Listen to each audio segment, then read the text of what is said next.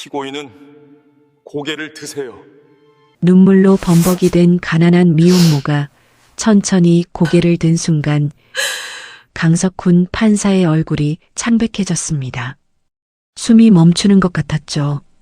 눈앞에 있는 20대 초반의 여자, 그 얼굴은 젊은 시절 아내와 똑같았어요. 강 판사의 머릿속에 20년 전의 기억이 폭풍처럼 밀려왔습니다. 감쪽같이 사라졌던 어린 딸. 그날 밤 걸려온 의문의 전화. 끝내 찾지 못했죠. 그런데 어떻게 평생을 찾아 헤매던 딸이 지금 이 순간 피고인의 모습으로 법정에 선 것일까요? 사연 시작 전 구독과 좋아요를 눌러주시고 어디서 듣고 계신지 댓글 남겨주시면 그곳으로 행운이 가득 깃들기를 바라겠습니다. 무거운 공기가 가득한 재판정의 문이 열렸습니다. 오전 10시, 오늘도 어김없이 형사재판이 시작되는 시간이었죠. 법정 안으로 들어서는 사람들의 발걸음 소리가 텅 빈 공간에 메아리처럼 울렸습니다. 강석훈 판사는 재판장석에 앉아 오늘 심리할 사건 기록을 펼쳤습니다. 58세의 그는 25년간 수많은 재판을 진행해왔지만 매번 법정에 들어설 때마다 묵직한 책임감이 어깨를 짓눌렀어요. 특히 오늘은 왠지 모를 불안감이 가슴 한구석을 차지하고 있었습니다. 피고인 입정을 알리는 법원 경위의 목소리가 울렸습니다. 법정 문이 열리고 한 젊은 여성이 고개를 숙인 채 들어왔어요. 23살의 이연주. 그녀가 입은 손패딩은 너무 낡아서 실밥이 여기저기 튀어나와 있었습니다. 어깨 부분은 해져서 속에 솜이 삐져나왔고 지퍼는 고장 나 있었죠. 더욱 눈에 띄는 것은 그녀의 신발이었습니다. 한때는 흰색이었을 운동화는 이제 누렇게 변색되어 있었고 밑창은 거의 다 닳아서 걸을 때마다 바닥에서 쓸리는 소리가 났어요. 석훈은 사건 기록을 넘기며 죄명을 확인했습니다. 절도. 피해 품목은 분유 3통과 기저귀 2팩. 피해 금액은 15만 원 상당. 그는 속으로 한숨을 쉬었죠. 또 하나의 생계형 범죄였습니다. 이런 사건은 하루에도 몇 건씩 다루는 일상적인 재판이었어요. 하지만 고개를 숙인 채 피고인석으로 걸어가는 여자의 모습을 보는 순간 석훈은 이상한 기시감을 느꼈습니다. 그 낡은 손패딩, 그 지친 걸음걸이가 왠지 낯익었어요. 머릿속 어딘가에서 희미한 기억이 떠오르려 했지만 쉽게 잡히지 않았습니다. 어디서 봤더라. 석훈의 가슴 깊은 곳에서 알 수 없는 불안감이 피어올랐습니다. 마치 오래전에 묻어둔 무언가가 다시 꿈틀거리는 것 같았죠. 그는 고개를 가로저으며 집중하려 애썼습니다. 그때였습니다. 얼마 전의 기억이 번개처럼 스쳐 지나갔죠. 출근길 골목에서 만난 여자. 맞아, 그 여자다. 석훈은 자신도 모르게 몸이 굳어지는 것을 느꼈어요. 그때도 똑같은 낡은 손패딩을 입고 있었죠. 석훈은 깊은 숨을 들이쉬며 마음을 가라앉히려 했습니다. 법정은 감정이 개입되어서는 안 되는 곳이었으니까요. 그는 수십 년간 그 원칙을 지키며 살아왔습니다. 하지만 오늘은 왜인지 평정심을 유지하기가 어려웠어요. 법정 안은 숨소리조차 들리지 않을 정도로 적막했습니다. 방청석에 앉은 몇몇 사람들도 숨을 죽이고 있었고 검사와 국선 변호사도 각자의 자리에서 서류를 정리하고 있었죠. 이 고요한 정적 속에서 석훈의 심장 소리만이 그의 귓가에 크게 울렸어요. 석훈은 조용히 입을 열었습니다. 피고인은 고개를 드세요. 그의 목소리는 평소보다 낮고 조심스러웠습니다. 법정 안에 울려 퍼진 그 한마디에 모든 사람의 시선이 피고인에게로 향했죠. 이연주는 온몸이 굳은 듯 꼼짝도 하지 않았습니다. 두 손을 꼭 쥔 채 바닥만 보고 있었죠. 석훈이 다시 한번 부르자 그녀는 천천히 아주 천천히 고개를 들기 시작했습니다. 먼저 보인 것은 떨리는 입술이었습니다. 그리고 콧날, 뺨, 마침내 눈이 드러났죠. 눈물로 범벅이 된 그 얼굴은 너무나 앳되어 보였습니다. 23살이라고는 믿기지 않을 정도로 여리고 지쳐 있었죠. 두려움과 절망 그리고 체념이 뒤섞인 그 표정은 보는 이의 마음을 아프게 했습니다. 그런데 그 순간 석훈의 표정이 돌처럼 굳어버렸습니다. 마치 시간이 멈춘 것처럼 그는 그녀의 얼굴을 뚫어지게 바라보고만 있었죠. 이 얼굴, 이 표정은 석훈의 머릿속이 하얗게 변했습니다. 그녀가 슬픔을 참으며 지은 그 표정, 눈물을 흘리면서도 입술을 꾹 다물고 있는 그 모습이 너무나 익숙했어요. 그것은 아내 혜경이 젊었을 때 슬플 때마다 지었던 표정과 놀라울 정도로 닮아 있었죠. 처자일을 유산했을 때 혼자 방에서 울던 날의 표정이 그랬어요. 그리고 무엇보다도 힘들게 가졌던 두 번째 아이, 딸 소윤이를 잃고 나서 매일같이 지었던 그 표정. 슬픔을 삼키려 애쓰면서도 결국은 눈물이 흘러내리던 그 모습이 지금 눈앞의 여자에게서 그대로 재현되고 있었습니다. 석훈의 손끝이 미세하게 떨리기 시작했습니다. 책상 위에 올려놓은 손을 꽉 쥐어보았지만 떨림은 멈추지 않았죠. 심장은 미친 듯이 빠르게 뛰기 시작했고 이마에는 식은 땀이 맺혔습니다. 아니야, 그럴 리 없어. 단순한 우연이야. 석훈은 고개를 가로저으며 부정하려 했지만 그의 시선은 여전히 그녀에게서 떨어지지 않았습니다. 마치 강력한 자석에 이끌리듯 그는 그녀의 얼굴을 계속 바라볼 수밖에 없었죠. 갑자기 그는 재판장이 아닌 다른 시간과 공간으로 빨려 들어가는 느낌을 받았습니다. 법정의 벽이 사라지고 소음이 멀어지며 오직 그와 그녀만이 남은 것 같았죠. 그리고 그 순간 20년 전의 기억이 폭풍처럼 밀려왔습니다. 백화점에서 잠깐 놓은 손, 그 후 영영 잃어버린 어린 딸의 목소리가 환청처럼 들리는 것 같았어요. 석훈은 잠시 숨을 들이쉴 수조차 없었습니다. 과거의 고통이 현재의 법정으로 쏟아져 들어왔고 그는 그 무게를 견디지 못해 손을 책상 위에서 움켜쥐었죠. 관절이 하얗게 변할 정도로 꽉 쥔 그의 손은 여전히 떨리고 있었습니다. 법정 안의 사람들이 수군거리기 시작했습니다. 평소 냉철하기로 유명한 강 판사의 이상한 반응에 모두가 의아해했어요. 검사도 국선 변호사도 서기도 걱정스러운 눈빛으로 그를 바라보고 있었습니다. 하지만 석훈은 아무것도 들리지 않았습니다. 그의 짧은 침묵 사이로 오직 피고인석에서 들려오는 여자의 흐느낌만이 법정 안에 울려 퍼졌죠. 석훈의 시야가 흐려지기 시작했습니다. 눈앞의 법정이 물결치듯 일렁였고 시간이 거꾸로 흐르는 것 같았죠. 그의 의식은 며칠 전 아침 출근길로 되감기듯 흘러가고 있었습니다. 골목길에서 만난 그녀, 그리고 지금 법정에 선 그녀까지 모든 순간이 하나로 연결되며 운명의 실타래가 천천히 풀리기 시작했습니다. 얼마 전 아침이었습니다. 석훈은 평소와 같은 출근길을 걷고 있었습니다. 오전 8시, 법원까지는 지하철역에서 도보로 15분 정도 걸렸는데 그는 일부러 좁은 골목길을 택해 걸어가곤 했어요. 큰 길보다 조용하고 무엇보다 이런 골목길을 걸으며 하루를 시작하는 마음을 정리하는 것이 25년째 이어온 그의 습관이었습니다. 그날도 여느 때와 다르지 않았어요. 겨울 아침에 찬 공기가 얼굴을 스치고 골목 저편에서는 분식집 아주머니가 가게 문을 열며 김밥을 준비하는 소리가 들렸습니다.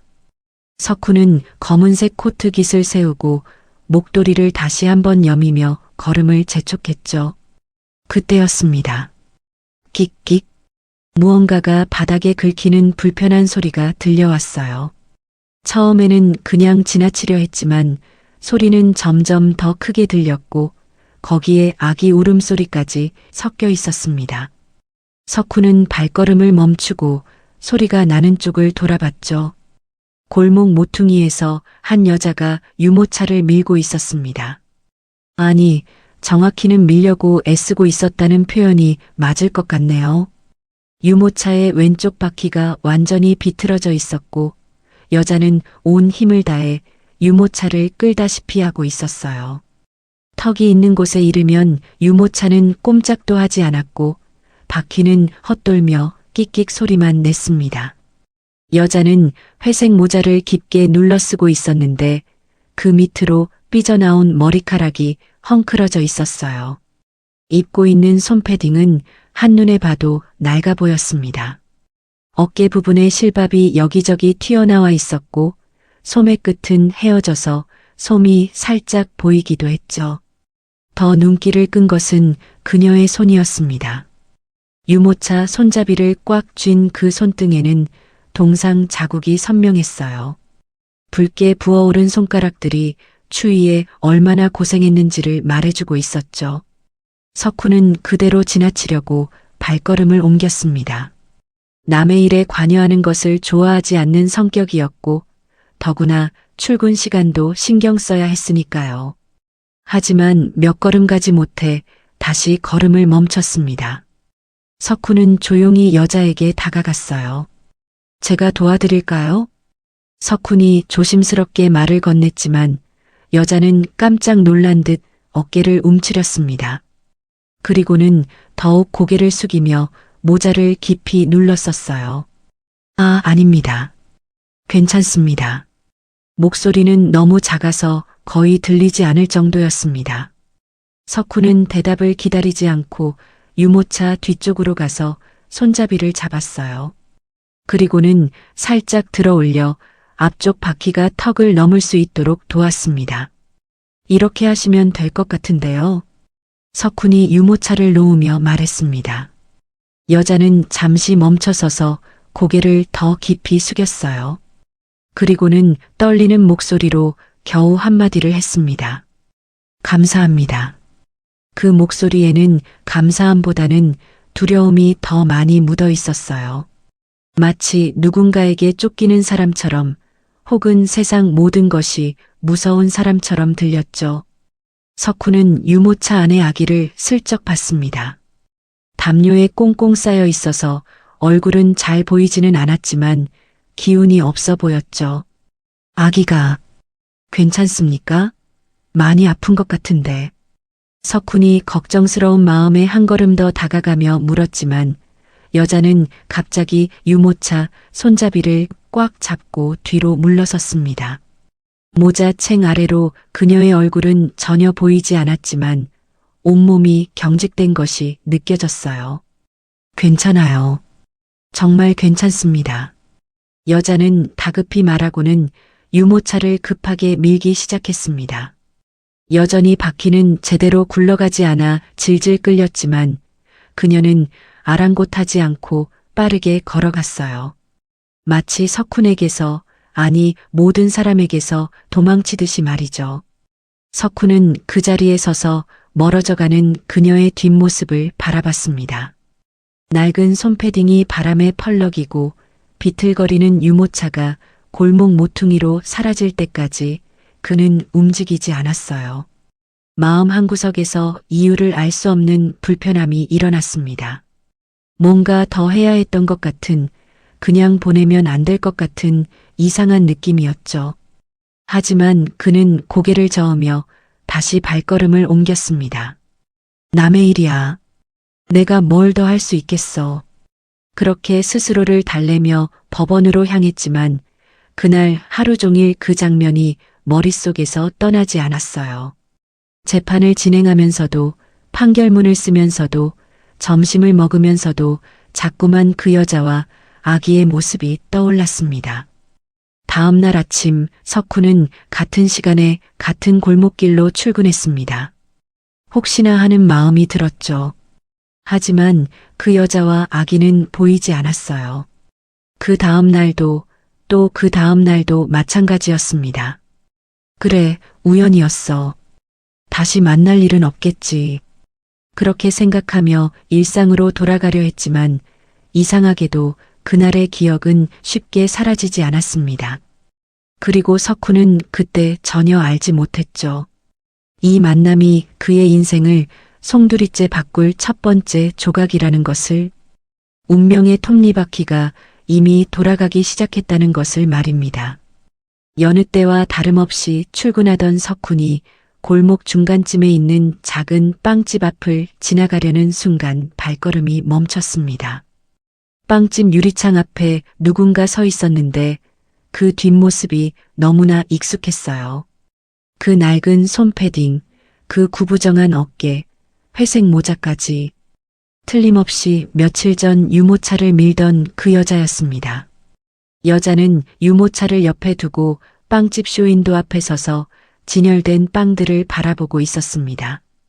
석훈은 잠시 그녀를 지켜봤습니다.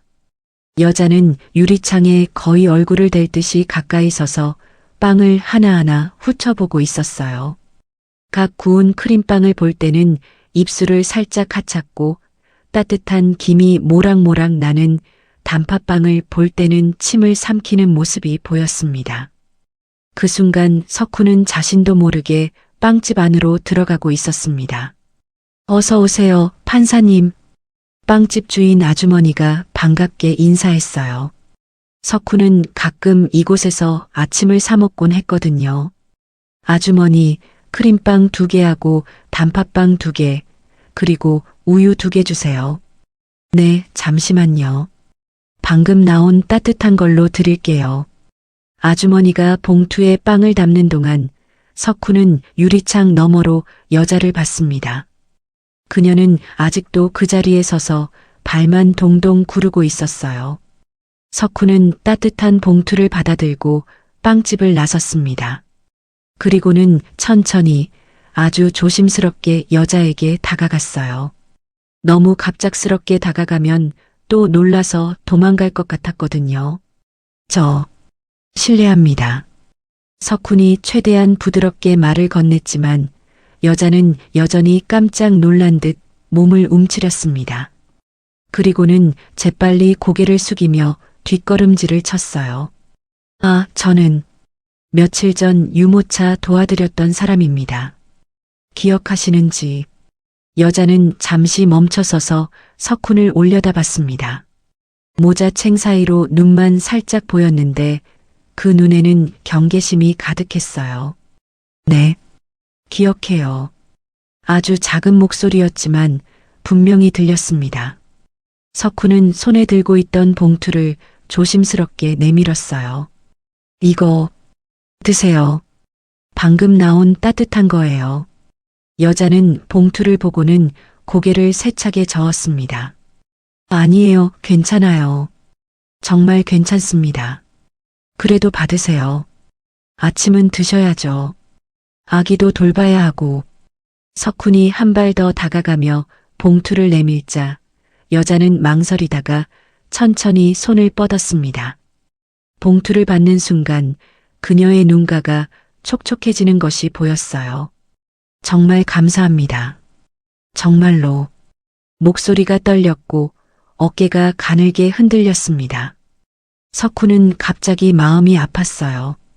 빵 몇 개와 우유에 이렇게까지 감동하는 그녀의 모습이 너무 안쓰러웠거든요. 괜찮습니다. 아이 잘 챙기세요. 석훈이 그렇게 말을 이으려는 순간 여자는 이미 몸을 돌려 빠른 걸음으로 걸어가고 있었습니다. 마치 더 이상 그 자리에 있으면 눈물이 터질 것 같다는 듯이 급하게 사라졌어요. 석훈은 또다시 그 자리에 서서 여자의 뒷모습을 바라봤습니다. 봉투를 꼭 껴안고 종종 걸음으로 멀어지는 그 모습이 왜인지 어린아이 같아 보였어요. 대체 무슨 사연이 있는 걸까? 석훈은 깊은 한숨을 쉬며 법원으로 향했습니다. 하지만 걸으면서도 계속 뒤를 돌아보게 되었어요. 그녀가 어디로 갔는지 안전하게 집에 도착했는지 궁금했거든요. 한편 연주는 좁은 원룸에서 지친 표정으로 아기를 안고 있었습니다. 빵과 우유를 받아 달아나듯 집으로 왔지만 그 따뜻함은 오래가지 못했어요. 현실은 여전히 차갑고 메말랐습니다. 창문 틈으로 들어오는 겨울바람이 얇은 이불 하나로는 막을 수 없을 정도로 매서웠죠. 연주는 분유통을 들어 흔들어 봤습니다. 달그락거리는 소리조차 나지 않았어요. 완전히 비어 있었죠. 기저귀 봉지를 열어보니 달랑 2장만 남아 있었습니다. 지후야, 조금만 참아. 8개월 된 아기 지우는 엄마의 품에서 힘없이 기대어 있었어요. 평소라면 배고프다고 크게 울었을 텐데 지금은 그럴 힘조차 없는 것 같았습니다. 가늘게 칭얼대는 소리만 간간히 들릴 뿐이었죠. 연주는 떨리는 손으로 휴대전화를 들었습니다. 연락처를 열어보니 고작 3개의 번호만 저장되어 있었어요. 소아청소년과 병원, 자신이 자란 보육원, 그리고 지후 아빠인 전 남자친구의 번호. 혹시나 하는 마음에 남자친구 번호를 눌러봤지만 역시나 없는 번호라는 안내음만 들렸습니다. 아기를 가졌다고 했을 때 책임질 수 없다며 사라진 그는 번호까지 바꿔버렸죠. 나 진짜 혼자구나. 연주의 입에서 저절로 한숨 섞인 말이 새어나왔습니다. 23살. 또래들은 대학에 다니고 취업 준비를 하고 연애를 하는 나이였죠. 하지만 연주에게는 오직 지우뿐이었어요. 연주는 거울 앞에 서서 자신의 모습을 봤어요. 며칠 씻지 못한 머리는 떡이 져 있었고 얼굴은 초췌하기 그지없었죠.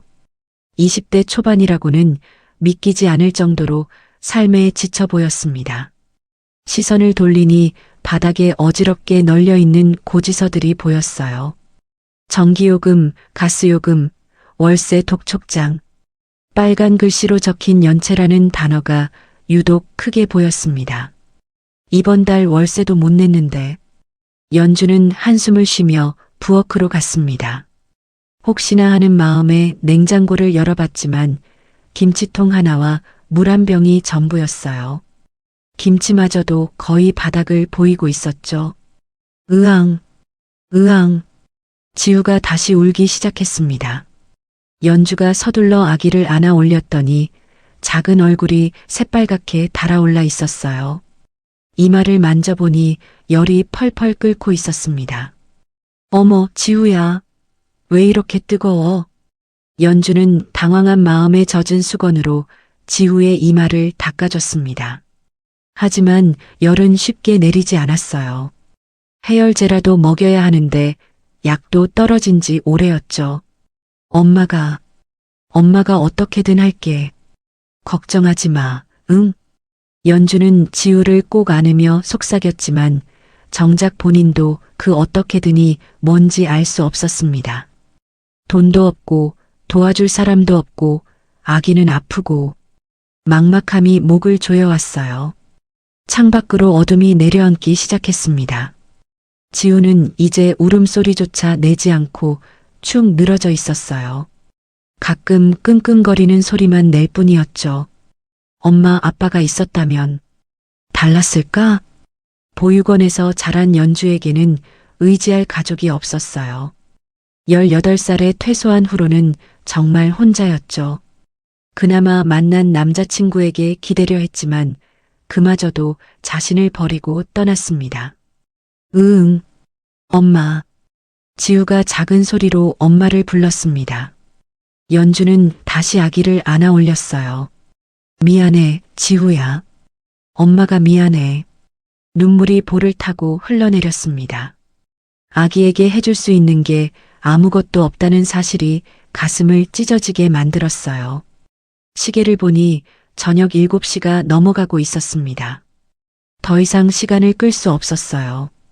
지우는 지금 당장 분유가 필요했고 열을 내릴 약도 필요했습니다. 연주는 벽장에서 포대기를 꺼냈습니다.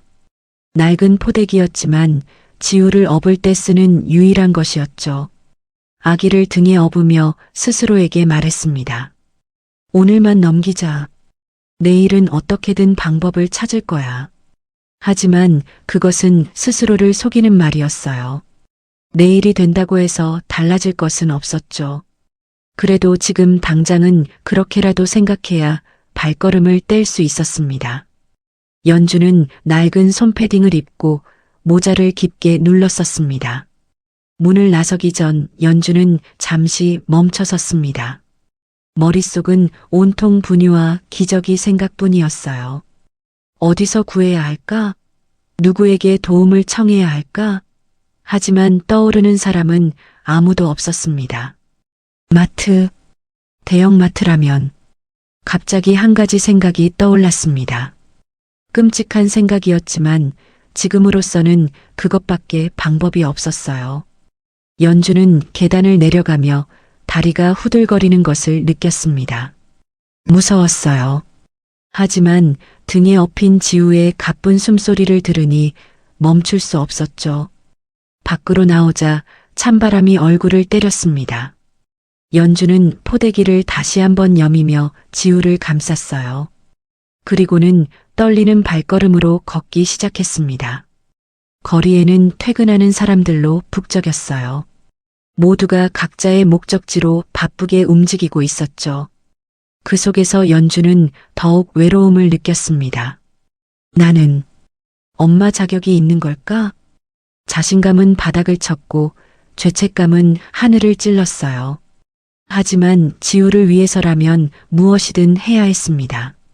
그것이 엄마라는 이름의 무게였으니까요.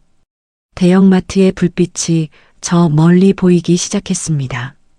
연주의 심장이 빠르게 뛰기 시작했어요. 무서웠지만 돌아갈 수는 없었습니다. 지후야, 조금만 참아. 연주는 등에 업힌 아기를 토닥이며 마트로 향했습니다. 운명의 그 순간이 점점 가까워지고 있었죠. 그녀의 인생을 완전히 바꿔놓을 그 사건이 곧 일어나려 하고 있었습니다. 마트 자동문이 열리는 순간 연주는 깊은 숨을 들이쉬었습니다. 따뜻한 공기가 얼굴을 감싸자 오히려 몸이 더 떨렸어요. 밝은 형광등 불빛이 눈을 찔렀고 사람들의 웅성거리는 소리가 귓가를 맴돌았습니다. 등에 업힌 지우가 꿈틀거렸지만 다행히 잠들어 있는 것 같았죠. 연주는 천천히 마트 안으로 들어갔습니다. 입구 근처 천장에 설치된 CCTV가 빨간 불빛을 깜빡이며 돌아가고 있었어요. 순간 시선이 그쪽으로 향했지만 연주는 재빨리 고개를 돌렸습니다. 애써 자연스럽게 그저 장을 보러 온 평범한 손님인 것처럼 행동하려 했죠. 카트를 하나 뽑아서 밀기 시작했습니다. 바퀴 소리가 유난히 크게 들렸어요. 마치 모든 사람이 자신을 쳐다보는 것 같은 착각이 들었죠. 침착하자. 그냥 필요한 것만 가져가면 돼. 연주는 스스로를 다독이며 유아용품 코너로 향했습니다. 분유 진열대 앞에 서자 다양한 브랜드의 제품들이 눈에 들어왔어요. 평소라면 가장 싼 것을 골라 계산했겠지만 지금은 그럴 수도 없었죠. 떨리는 손으로 분유통을 하나 집어들었습니다. 그리고 2개, 3개. 카트에 담으면서도 손이 계속 떨렸어요. 옆에서 장을 보던 아주머니가 이상한 눈빛으로 쳐다봤지만 연주는 못 본 척했습니다. 기저귀 코너로 이동했어요. 기저귀 팩 2개를 카트에 실었습니다. 이제 필요한 건 다 담았어요. 아니, 사실은 해열제도 필요했고 연주 자신도 먹을 것이 필요했지만 너무 많이 가져가면 더 위험할 것 같았죠. 카트를 밀면서 연주의 마음속에서는 양심과 두려움이 격렬하게 싸우고 있었습니다. 이건 도둑질이야. 범죄라고. 하지만 지우가 죽을 것 같아. 어떻게 해야 해? 다른 방법이 있을 거야. 꼭 이렇게까지. 다른 방법이 뭐가 있어? 돈도 없고 도와줄 사람도 없는데. 머릿속이 복잡해져서 어지러웠어요. 연주는 잠시 멈춰서서 깊은 숨을 들이쉬었습니다. 그때 등에서 지우가 작게 신음소리를 냈어요. 여전히 열이 내리지 않았는지 등을 통해서도 뜨거운 체온이 느껴졌죠. 미안해, 지우야. 엄마가 나쁜 사람이 되더라도 널 살릴게. 연주는 구석 코너로 몸을 숨겼습니다. 심장이 입 밖으로 튀어나올 것 같았죠. 떨리는 손으로 준비해온 낡은 청가방을 펼쳤습니다. 누가 볼까봐 주변을 두리번거리며 재빨리 분유통과 기저귀를 가방에 쓸어 담았습니다. 이제 나가기만 하면 돼. 제발. 연주는 태어난 척하려 애쓰며 계산대를 지나쳤습니다. 입이 바싹바싹 마르고 다리가 후들거렸죠. 출구가 보였습니다. 장바구니를 품에 꼭 안고 출구 쪽으로 걸어갔어요. 심장이 미친 듯이 뛰기 시작했습니다. 쿵쿵거리는 소리가 너무 커서 주변 사람들도 들을 수 있을 것 같았죠. 조금만 더. 자동문 센서에 불이 들어오며 문이 열리기 시작했어요. 살았다 싶은 바로 그 순간이었습니다. 거기 손님. 굵은 목소리가 등 뒤에서 들렸어요. 연주는 본능적으로 걸음을 멈췄습니다. 아니, 멈출 수밖에 없었죠. 누군가 팔을 꽉 붙잡았으니까요. 손님, 이거 계산하셔야죠. 보안요원이었습니다. 체구가 큰 남자 보안요원이 연주의 팔을 붙잡고 있었어요. 그의 눈빛은 날카로웠고 표정은 굳어 있었죠. 연주는 순간 온몸에서 피가 빠져나가는 것을 느꼈습니다. 얼굴이 하얗게 질렸고 입술이 파르르 떨렸어요. 아기가 말이 제대로 나오지 않았습니다. 목이 막힌 것처럼 답답했고 눈앞이 하얗게 변했어요. 등에 엎인 지우가 놀랐는지 칭얼대기 시작했죠. 사무실로 가시죠. 보안요원은 단호했습니다. 연주를 이끌고 보안실로 향했어요. 가는 동안 마트 안의 시선이 온통 연주에게 쏠렸습니다. 수군거리는 소리가 들려왔죠. 어머, 도둑이래. 애기까지 없고 왜 저래? 보안실에 들어가자 CCTV 화면이 여러 대 설치되어 있었습니다. 그중 하나에는 연주가 분유를 장바구니에 넣는 모습이 선명하게 찍혀 있었어요. 변명의 여지가 없었죠. 이름이 뭐예요? 이연주입니다. 나이는 23살이에요. 보안요원이 서류에 뭔가를 적기 시작했습니다. 연주는 그 순간 무릎이 꺾였어요.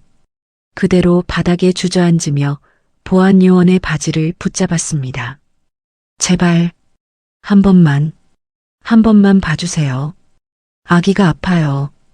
분유도 떨어지고 열도 나고 정말 죄송해요. 한 번만. 눈물이 볼을 타고 흘러내렸습니다. 콧물도 함께 나왔지만 닦을 겨를도 없었어요. 그저 필사적으로 매달릴 뿐이었죠. 보안실 문이 열리고 다른 직원들이 들어왔습니다. 매니저로 보이는 여자분도 있었어요. 그들은 연주를 보고는 안타까운 표정을 지었지만 그뿐이었죠. 경찰에 신고했어요? 지금 하려고요. 잠깐만. 여자 매니저가 연주를 자세히 봤습니다. 등에 엎인 아기, 낡은 옷차림, 그리고 절박한 표정까지. 잠시 망설이는 것 같았어요. 정말 아기 때문이었어요? 네, 정말이에요. 봐주세요. 열이 이렇게 나요. 연주는 지우를 내려안으며 이마를 보여줬습니다. 정말로 열이 펄펄 끓고 있었죠. 여자 매니저의 표정이 더욱 복잡해졌어요. 하지만 보안요원은 단호했습니다. 안타까워도 규정은 규정입니다. 액수와 상관없이 절도는 신고해야 해요. 결국 경찰에 신고가 들어갔습니다. 연주는 보안실 의자에 앉아 멍하니 있을 수밖에 없었어요. 흐르는 눈물을 하염없이 닦았죠. 지우는 이제 크게 울기 시작했죠. 배고픔과 열 그리고 낯선 환경에 놀란 것 같았습니다. 지우야. 괜찮아. 엄마가 있어. 연주는 아기를 달래려 했지만 소용없었어요. 울음소리는 점점 커졌고 보안실 안은 아기 울음소리로 가득 찼죠. 15분쯤 지났을까요? 경찰차 사이렌 소리가 들렸습니다. 연주의 가슴이 더욱 빠르게 뛰었어요. 이제 정말 끝이구나. 2명의 경찰관이 들어왔습니다. 한 명은 나이든 남자 경찰관, 다른 한 명은 젊은 여자 경찰관이었어요. 이연주 씨죠? 일단 같이 가시죠. 연주는 고개를 끄덕였습니다. 더 이상 저항할 힘도 없었어요. 지우를 꼭 안고 일어섰죠. 다리가 후들거려서 제대로 서 있기도 힘들었습니다. 경찰차로 가는 길, 마트 앞에는 구경꾼들이 모여 있었어요. 모두가 연주를 쳐다봤죠. 어떤 사람은 혀를 찾고 어떤 사람은 안타까운 표정을 지었습니다. 경찰차에 타자마자 연주는 끝내 울음을 터뜨렸습니다. 흑, 미안해, 지우야. 엄마가 미안해.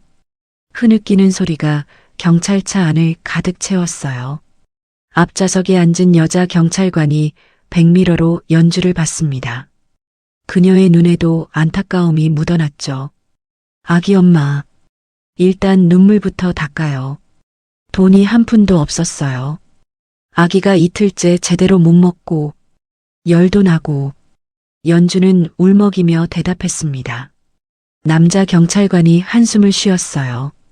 그래도 절도는 범죄예요. 일단 서해 가서 조사받고 그 다음에 생각해 봅시다. 경찰차는 천천히 출발했습니다. 연주는 차창 밖을 멍하니 바라봤어요. 거리의 불빛들이 눈물에 번져 보였죠. 이 순간부터 연주의 삶은 완전히 달라질 운명이었습니다. 그녀는 그저 엄마로서 아기를 살리고 싶었을 뿐인데 이제는 전과자가 될 처지에 놓였어요. 경찰차가 지구대에 도착했을 때는 이미 밤 9시가 넘어 있었습니다. 연주는 지우를 꼭 안은 채 차에서 내렸어요. 차가운 밤 공기가 얼굴을 때렸지만 정작 온몸은 식은 땀으로 축축하게 젖어 있었습니다. 다리에 힘이 풀려 비틀거리자 여자 경찰관이 재빨리 팔을 잡아줬어요. 천천히 가세요. 괜찮아요. 그 따뜻한 말투에 연주는 또다시 눈물이 터질 것 같았습니다. 하지만 꾹 참았어요. 이미 충분히 울었으니까요. 지구대 안으로 들어서자 형광등 불빛이 너무 밝게 느껴졌습니다. 몇몇 경찰관들이 업무를 보고 있었고 한쪽 구석에는 술에 취한 사람이 의자에 앉아 있었어요. 연주는 작아지고 싶었습니다. 이 모든 시선이 부담스러웠거든요. 이쪽으로 앉으세요. 남자 경찰관이 조사실 의자를 가리켰습니다. 연주는 조심스럽게 앉았어요. 지우는 여전히 칭얼대고 있었죠. 배고픔과 열 때문에 보채는 게 분명했습니다. 일단 아기 분유부터 먹여야 할 것 같은데요. 여자 경찰관이 난처한 표정으로 말했습니다. 연주는 고개를 떨구며 작은 목소리로 대답했어요. 분유가 없어요. 그래서 이렇게. 말끝을 흐리자 조사실 안이 잠시 조용해졌습니다. 남자 경찰관이 깊은 한숨을 쉬었어요. 잠깐만 기다려보세요. 여자 경찰관이 밖으로 나가더니 5분쯤 후에 편의점 봉지를 들고 돌아왔습니다. 안에는 액상 분유 2개와 따뜻한 물이 들어 있었어요. 일단 이거라도 먹이세요. 아기가 너무 힘들어 보여요. 감사합니다. 정말 감사합니다. 연주는 떨리는 손으로 분유를 받아들었습니다. 지우에게 젖병을 물리자 아기는 급하게 빨아먹기 시작했어요. 얼마나 배가 고팠을까요? 보는 사람 마음이 다 아플 정도였습니다. 남자 경찰관은 그 모습을 잠시 지켜보다가 책상 위에 진술서를 펼쳤습니다. 이름표를 보니 박민수라고 적혀 있었어요. 40대 초반쯤 되어 보였습니다. 이연주 씨, 주민등록번호 말씀해 주세요. 연주는 떨리는 목소리로 번호를 불렀습니다. 박 경사는 천천히 받아 적으며 물었어요. 주소는요? 서울시 관악구 봉천동. 가족은요? 부모님이나 형제자매는? 그 질문에 연주는 입술을 깨물었습니다. 없어요. 저는 보육원에서 자랐어요. 퇴소한 지 5년 됐고. 박 경사의 손이 잠시 멈췄습니다. 그는 연주를 다시 한번 바라봤어요. 23살, 보육원 출신, 그리고 아기까지. 이 젊은 엄마가 얼마나 힘들게 살아왔을지 충분히 짐작이 갔습니다. 아기 아빠는요? 연주의 어깨가 움츠러들었습니다. 연락 안 돼요. 임신 사실 알고 나서 사라졌어요. 전화번호도 바꿨고. 그럼 혼자서 아기를 키우고 있다는 거죠? 네. 한 글자 대답이었지만 그 안에 담긴 무게는 상상할 수 없을 만큼 무거웠습니다. 박 경사는 잠시 펜을 내려놓고 연주를 바라봤어요. 일은 하고 있어요? 아기 낳고 나서는 못하고 있어요. 어린이집도 대기가 길고 보낼 돈도 없어요. 맡아줄 사람도 없고요. 가끔 새벽에 전단지 돌리는 일 하는데 그것도 아기 재우고 나서 한두 시간씩. 목소리가 점점 작아졌습니다. 연주는 자신의 처지를 설명하면서도 부끄러움과 수치심이 밀려왔어요. 박 경사는 깊은 한숨을 쉬며 진술서에 생계형 절도라고 적었습니다. 그리고는 조심스럽게 물었어요. 오늘 훔친, 아니, 가져간 물건이 분유 3통하고 기저귀 2팩이 맞죠? 네. 죄송해요. 정말 죄송해요. 연주는 고개를 숙인 채 계속 사과했습니다. 박 경사는 진술서를 다 작성한 후 연주에게 읽어보라고 건넸어요. 여기 서명하시면 됩니다. 연주는 떨리는 손으로 펜을 잡았습니다. 서명을 하는 순간 자신이 정말로 범죄자가 되는 것 같았어요. 눈물이 또다시 차올랐습니다. 저 감옥 가는 건가요? 목이 메어 간신히 나온 질문이었습니다. 박 경사는 고개를 저었어요. 지금 당장은 아니에요. 일단 불구속 송치로 처리할 겁니다. 집에 가서 아기 돌보면서 결과를 기다리면 돼요. 불구속 송치요? 연주는 그 단어가 무슨 뜻인지 정확히 몰랐습니다. 박 경사가 천천히 설명했어요. 감옥에 가두지 않고 집에서 생활하면서 수사를 받는다는 뜻이에요. 나중에 검찰에서 기소를 할지 안 할지 결정하게 됩니다. 그럼 아기는 제가 계속 돌볼 수 있는 거예요? 네, 그렇죠. 그 말에 연주는 안도의 한숨을 쉬었습니다. 적어도 지우와 떨어지지 않아도 된다는 게 천만다행이었어요. 박 경사는 잠시 고민하더니 지갑을 꺼냈습니다. 그리고는 5만 원권 한 장을 꺼내 연주 앞에 놓았어요. 이거. 연주는 깜짝 놀라 고개를 들었습니다. 박 경사는 난처한 표정을 지으며 말했어요. 아기 분유라도 사세요. 많은 돈은 아니지만. 아니에요. 이럴 수 없어요. 이미 분유도 사주셨는데. 연주는 황급히 손을 내저었습니다. 하지만 박 경사는 단호했어요. 받으세요. 죄는 죄지만 아기는 먹여야죠. 법 집행하는 사람으로서 할 말은 아니지만 그래도 사람 대 사람으로서 드리는 겁니다. 정말 죄송해요. 감사합니다. 꼭 갚을게요. 연주는 5만 원을 꼭 쥐고 눈물을 흘렸습니다. 세상에 자신을 도와주는 사람이 있다는 게 믿기지 않았어요. 근데 말이에요. 박 경사가 진지한 표정으로 말을 이었습니다. 불구속 송치는 피할 수가 없어요. 이미 신고가 들어갔고 CCTV에도 찍혔으니까요. 며칠 후에 검찰에서 연락이 올 겁니다. 마트 측에서 처벌을 강력하게 원하고 있어서. 그럼 어떻게 되는 건가요? 보통 이런 경우는 약식 기소로 넘어가요. 벌금형이 나올 가능성이 높죠. 벌금이요? 연주의 얼굴이 다시 창백해졌습니다. 지금 5만 원도 큰 돈인데 벌금이라니요. 얼마나 나올까요? 글쎄요. 피해 금액은 적지만 합의가 안 돼서 적게는 50, 많게는 100만 원까지도 나올 수 있습니다. 100만 원이요? 연주는 그 말에 숨이 막혔습니다. 100만 원. 상상도 할 수 없는 돈이었어요. 박 경사는 연주의 반응을 보며 안타까운 표정을 지었습니다. 혹시 미혼모 지원제도 같은 거 알아보신 적 있어요? 아니요. 어떻게 알아봐야 하는지도 모르겠어요. 제가 아는 선에서 알아봐 드릴게요. 미혼모 재단이나 복지관 연락처 찾아서 문자로 보내드리겠습니다. 정말요? 감사합니다. 정말 감사합니다. 연주는 고개를 숙여 인사했습니다. 작은 희망이 보이는 것 같았어요.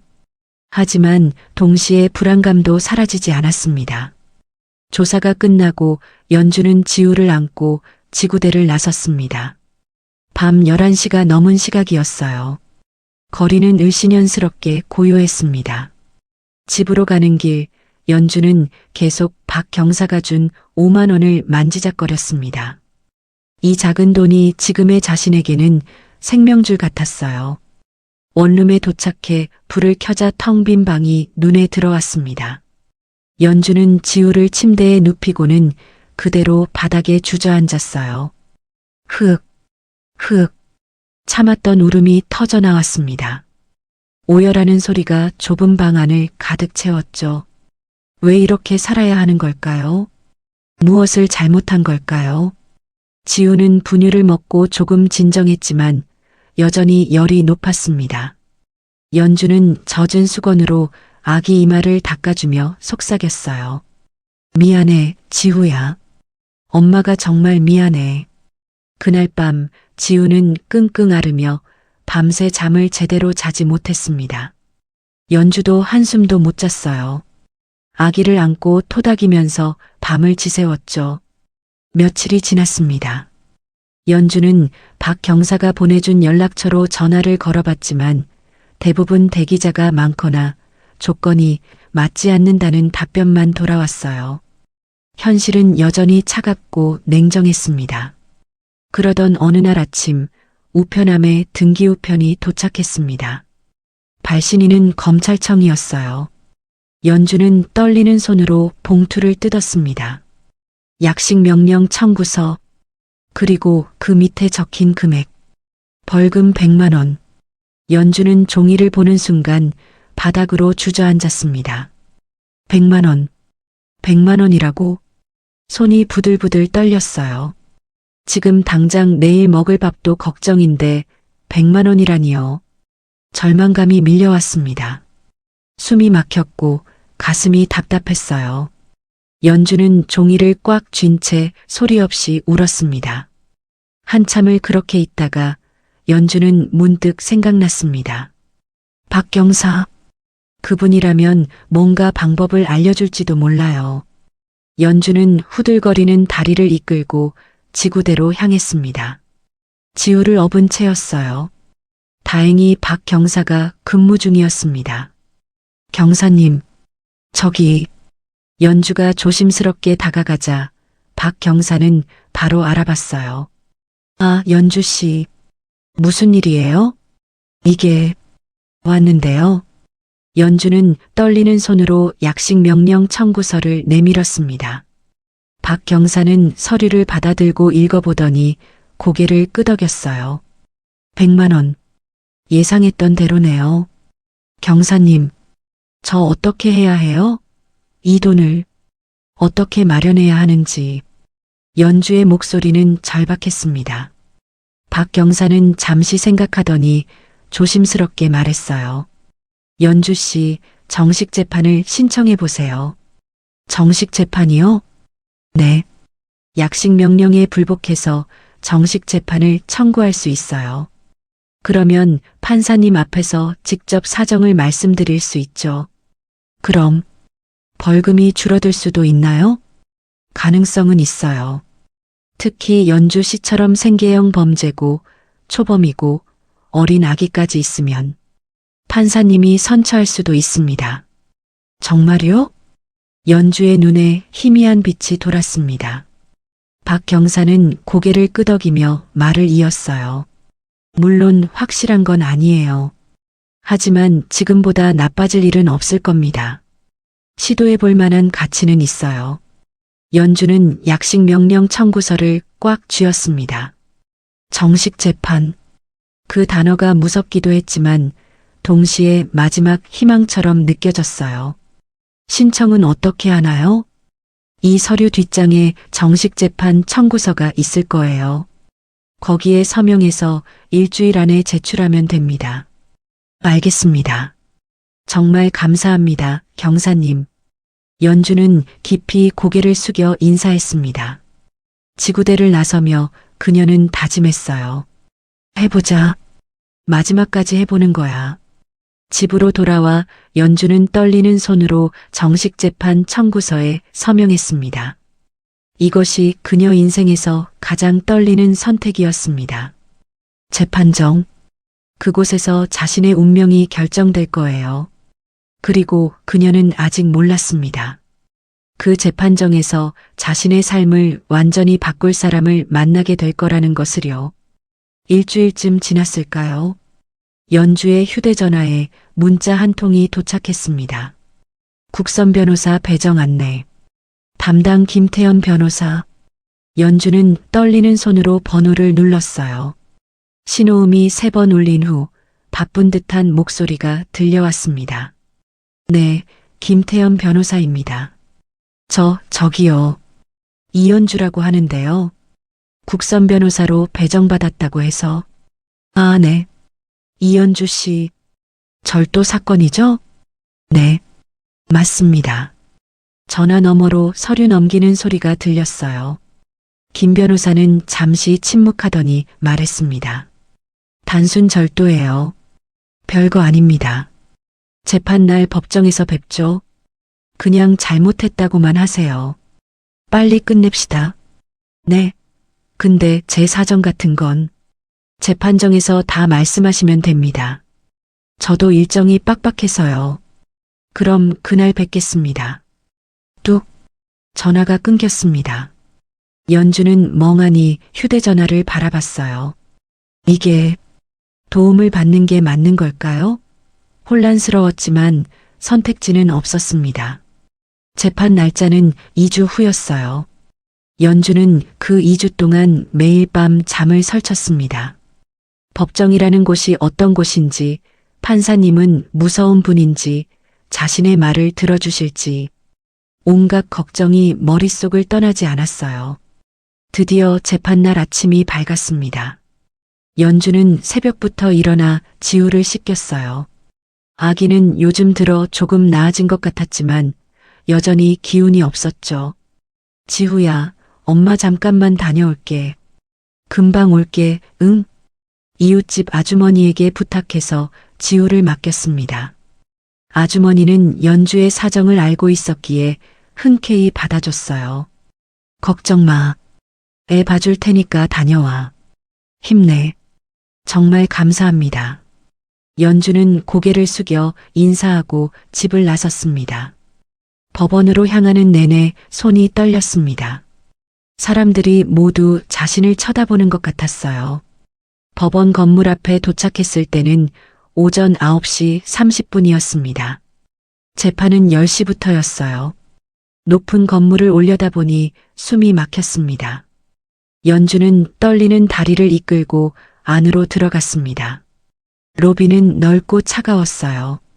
엘리베이터를 타고 3층으로 올라가 법정 앞 의자에 앉아 기다렸습니다. 얼마 후 멀리서 서류 가방을 든 남자가 다가왔어요. 이연주 씨죠? 김태현 변호사입니다. 아, 네.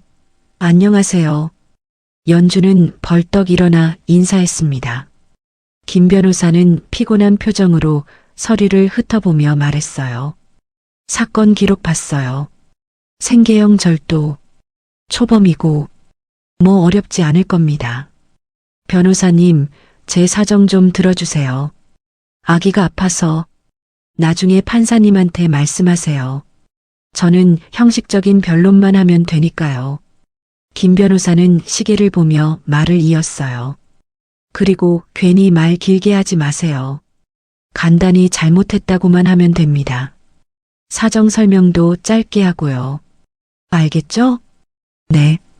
연주는 실망스러웠지만 고개를 끄덕일 수밖에 없었습니다. 곧 법정 문이 열렸어요. 법원 경위가 나와서 말했습니다. 이연주 씨, 들어오세요. 연주는 떨리는 발걸음으로 법정 안으로 들어갔습니다. 법정은 생각보다 작았지만 묘하게 위압적이었어요. 높은 곳에 재판장석이 있었고 양옆으로 검사석과 변호인석이 마주보고 있었죠. 그리고 가운데에 피고인석이 있었습니다. 연주는 피고인석에 앉았어요. 손을 꼭 맞잡고 고개를 푹 숙였습니다. 심장이 너무 빨리 뛰어서 숨쉬기가 힘들었어요. 재판장 입정하십니다. 모두 일어나 주십시오. 법원 경위의 목소리가 울렸습니다. 연주는 후들거리는 다리로 일어섰어요. 문이 열리고 검은 법복을 입은 판사가 들어왔습니다. 그 순간 법정 전체가 얼음장처럼 굳는 것 같았어요. 연주는 너무 긴장한 나머지 주변 모든 게 멈춘 것처럼 느껴졌습니다. 판사는 재판장석에 앉으며 서류를 펼쳤습니다. 50대 후반쯤 되어 보이는 남자였어요. 표정은 무척 단단해 보였죠. 앉으세요. 모두가 자리에 앉았습니다. 판사는 사건 기록을 넘기며 확인했어요. 연주는 고개를 숙인 채 손만 꼭 쥐고 있었습니다. 판사 석훈은 사건 기록을 읽으며 속으로 생각했어요. 또 생계형 절도구나. 그는 피고인석을 흘끗 봤습니다. 고개를 숙이고 있어서 얼굴은 보이지 않았지만 옷차림이 눈에 들어왔어요. 낡은 솜패딩, 실밥이 튀어나온 소매, 그리고 어깨 부분에 해진 자국. 어디서 본 것 같은데. 석훈은 이상한 기시감을 느꼈습니다. 그 옷이 어디선가 본 것 같았어요. 문득 얼마 전 기억이 떠올랐습니다. 출근길 골목에서 만난 여자. 유모차를 밀던 그 여자도 똑같은 솜패딩을 입고 있었죠. 그리고 다시 만난 빵집 앞에서 빵을 바라보던 그 여자도. 석훈의 가슴이 미묘하게 조여들었습니다. 석훈은 마음을 가라앉히고 입을 열었습니다. 피고인은 고개를 드세요. 목소리는 평소처럼 차분했지만 왠지 모르게 떨리는 것 같았어요. 연주는 천천히, 아주 천천히 고개를 들기 시작했습니다. 먼저 턱이 보였고 그 다음 콧날, 그리고 뺨. 마침내 눈이 드러났어요. 눈물로 가득한 얼굴, 두려움과 절망이 섞인 표정. 그 순간 석훈의 시선이 굳었습니다. 마치 누군가 뒤통수를 세게 친 것 같은 충격이었어요. 아니, 가슴을 움켜쥔 것 같은 느낌이었죠. 이 얼굴은. 석훈의 머릿속이 하얗게 변했습니다. 연주가 슬픔을 참으며 짓는 그 표정이 너무나 익숙했어요. 아내 혜경이 젊었을 때 슬플 때마다 짓던 그 표정. 눈물을 흘리면서도 입술을 꾹 다물고 고개를 약간 숙이며 눈빛만으로 애절함을 드러내던 그 모습. 똑같았습니다. 석훈은 숨을 들이쉴 수조차 없었어요. 심장이 갑자기 빠르게 뛰기 시작했고 손끝이 차갑게 식었습니다. 그리고 그 순간 기억의 파편들이 번개처럼 스쳐 지나갔습니다. 아빠, 저기 저거 봐. 3살 소윤이의 웃음소리. 분홍 원피스. 새로 산 하얀 구두. 소윤아, 천천히 가. 아빠 손잡고. 백화점 복도를 뛰어가는 작은 뒷모습. 그리고 소윤아, 어디 있어? 소윤아. 사람들 사이를 미친 듯이 뛰어다니던 자신의 목소리. 딸랑. 바닥에 떨어진 작은 머리핀. 미아 안내 방송입니다. 3살 여자아이. 스피커에서 울려 퍼지는 안내 방송. 그날 밤 걸려온 의문의 전화. 너도 내 가족을 잃어봐라. 전화기 너머로 들려온 차갑고 낮은 목소리. 내 판결 때문에 내 형이 감옥에 갔어. 내가 우리 가족을 망쳤으니 나도 내 가족을 무너뜨릴 거다. 내 딸 어디 있어? 으앙, 으앙. 희미하게 들리던 아기 울음소리. 툭. 끊긴 전화. 그게 마지막이었죠. 그리고 사흘 후 용의자가 교통사고로 사망했습니다. 내 딸은 어디 있어요? 아무 단서도 없습니다. 석훈은 재판장석에 앉아 있었지만 정신은 20년 전 그날로 날아가 있었습니다. 눈앞의 법정이 흔들렸어요. 아니, 자신이 흔들리고 있는 건지 알 수 없었죠. 아니야. 석훈은 고개를 가로저으며 현실로 돌아오려 애썼습니다. 그냥 닮았을 뿐이야. 우연이야. 그럴 리 없어. 하지만 심장은 미친 듯이 뛰고 있었고 손은 떨리고 있었습니다. 석훈은 떨리는 손으로 물컵을 잡았어요. 물을 한 모금 마시려 했지만 손이 너무 떨려서 물이 흔들렸죠. 진정해. 진정하라고. 넌 판사야. 감정에 휘둘리면 안 돼. 석훈은 눈을 감고 깊은 숨을 들이쉬었습니다. 하지만 눈을 뜨자마자 다시 연주의 얼굴이 보였고 또다시 기억이 밀려왔어요. 혜경이 매일 밤 소윤이의 사진을 안고 울던 모습. 우리 소윤이 어디 있을까? 실종 전단을 들고 거리를 헤매던 날들. 그리고 지금 눈앞에 앉은 이 여자. 23살. 보육원 출신. 설마. 석훈은 사건 기록을 다시 봤습니다. 글자가 흔들려서 제대로 보이지 않았어요. 이연주. 23. 보육원 출신. 보육원 출신이라는 글자를 보는 순간 석훈의 가슴이 철렁 내려앉았습니다. 한빛 보육원. 발견 시기. 20년 전. 숨이 막혔습니다. 석훈은 법복 안쪽이 땀으로 흠뻑 젖는 것을 느꼈어요. 석훈은 억지로 고개를 들었습니다. 연주는 여전히 고개를 숙인 채 눈물을 흘리고 있었어요. 검사, 의견 말씀해 주시죠. 석훈의 목소리는 갈라져 있었습니다. 법정 안의 사람들이 이상하다는 듯 그를 쳐다봤어요.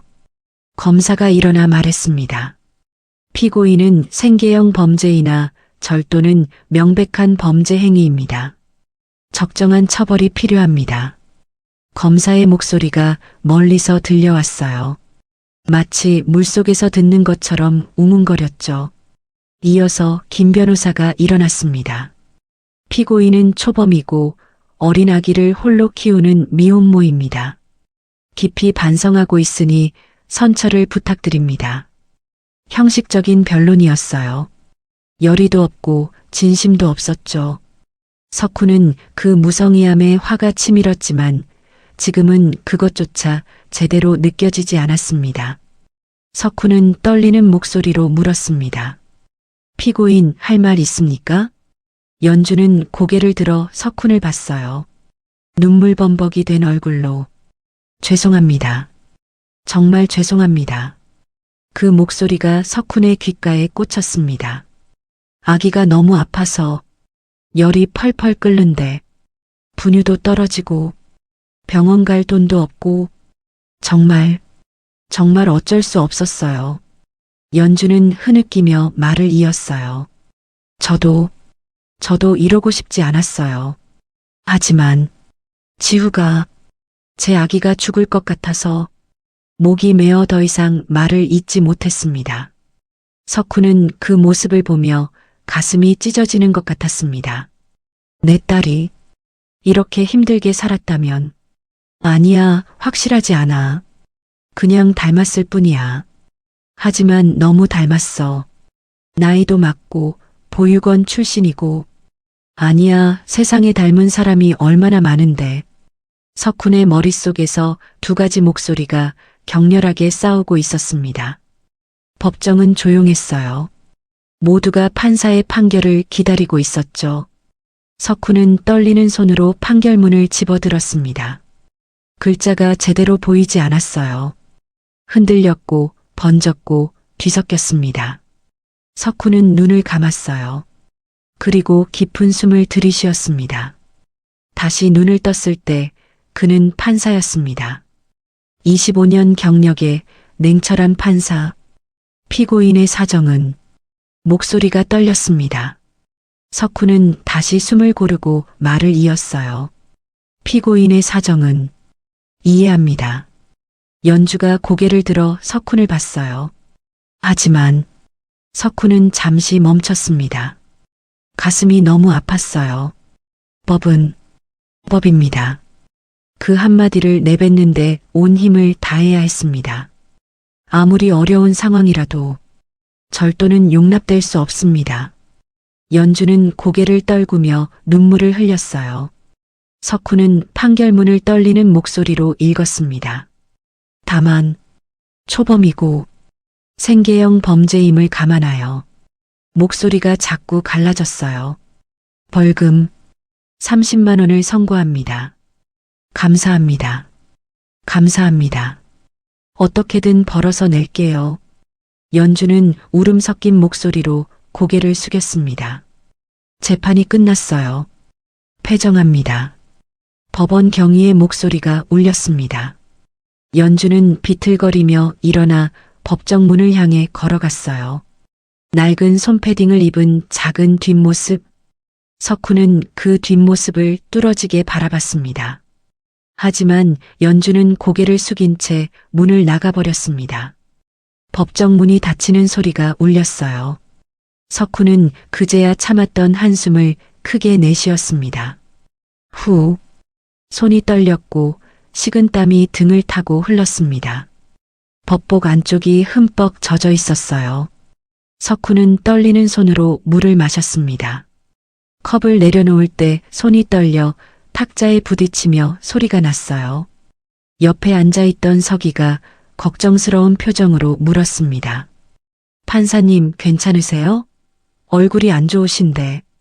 괜찮아요. 그냥 좀 피곤해서. 석훈은 억지로 미소를 지으며 대답했습니다. 서기가 나가고 법정엔 석훈 혼자 남았어요. 석훈은 사건 기록을 다시 펼쳤습니다. 떨리는 손으로 페이지를 넘겼어요. 이연주, 한빛 보육원. 석훈은 작은 메모지를 꺼내 떨리는 글씨로 적었습니다. 한빛 보육원. 설마 정말 내 딸인가? 그 속삭임이 텅 빈 법정에 작게 울렸습니다. 석훈은 오랫동안 그 자리에 앉아 있었어요. 일어날 힘조차 없었습니다. 20년 동안 찾아 헤맸던 딸. 혹시 방금 그 아이였을까요? 혹시 자신이 딸에게 벌금을 선고한 걸까요? 그 생각만으로도 숨이 막혔습니다. 석훈은 떨리는 손으로 메모지를 주머니에 넣었어요. 이제 확인해 봐야 했습니다. 보육원에 가서 기록을 확인해서 그녀가 정말 자신의 딸인지 아니면 그저 잔인한 우연인지. 석훈은 무거운 발걸음으로 법정을 나섰습니다. 복도를 걸으며 계속 뒤돌아봤어요. 혹시 연주가 아직 어딘가에 있을까 싶어서. 하지만 복도는 텅 비어 있었습니다. 그날 밤 석훈은 집으로 돌아와 거실 소파에 털썩 주저앉았습니다. 손이 떨렸어요. 코트를 벗을 때도 넥타이를 풀 때도 멈추지 않고 계속 떨렸습니다. 여보 왔어요? 저녁은. 부엌에서 나온 혜경이 남편의 얼굴을 보고는 말을 멈췄어요. 뭔가 심상치 않았거든요. 당신 무슨 일 있어요? 석훈은 고개를 들어 아내를 봤습니다. 입술이 파르르 떨리고 있었어요. 여보, 목소리가 갈라졌습니다. 이상한 기분이 들어. 정말 이상해. 혜경은 남편 옆에 앉으며 그의 손을 잡았어요. 얼음장처럼 차가웠습니다. 무슨 일인데 그래요? 말 좀 해봐요. 오늘 재판에서 한 여자를 봤어. 석훈은 떨리는 입술로 천천히 말했습니다. 23, 보육원 출신이래. 그 말에 혜경의 어깨가 미세하게 굳었어요. 그 여자가 젊었을 때 당신하고 너무 닮았어. 설마 그렇게 닮은 사람이 어디? 혜경이 말을 흐렸습니다. 하지만 남편의 표정을 보는 순간 더 이상 말을 잇지 못했어요. 그의 눈빛이 너무 절박했거든요. 표정이 똑같았어. 당신이 슬플 때 짓던 그 표정. 입술 떠는 것도 눈물 참는 것도 전부. 석훈의 목소리가 떨렸습니다. 그리고 나이가 23이야. 소윤이가 살아있다면 딱 그 나이잖아. 혜경의 눈동자가 흔들렸어요. 심장이 두근거리기 시작했습니다. 한빛 보육원 출신이래. 20년 전에 발견됐대. 한빛 보육원? 혜경의 입에서 작은 신음이 새어나왔어요. 두 사람은 서로를 바라봤습니다. 말없이 오랫동안. 혜경의 눈에서 눈물 한 방울이 떨어졌어요.